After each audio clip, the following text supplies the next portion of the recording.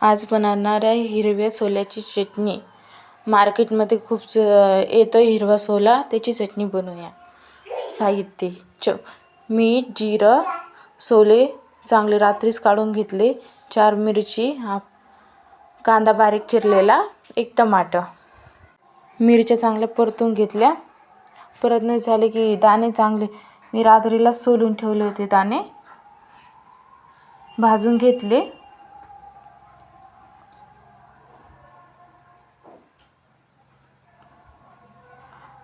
मिक्सरमध्ये टाकले मिरच्या, दाणे, चवीनुसार मीठ, जिरं, अद्रक लसूणची पेस्ट, कोथिंबीर मिक्सरमधून काढून जास्त जाड नाही जास्त बारीक नाही। एक कांदा तेल टाकून परतून घ्यायचा, कांदा लाल होईपर्यंत। टमाटर आपण वाटण काढलेलं ते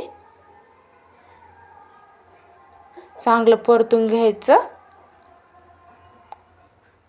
कोथिंबीर परतणं झाले की चटणी करून बघा, खूप छान लागते खायला।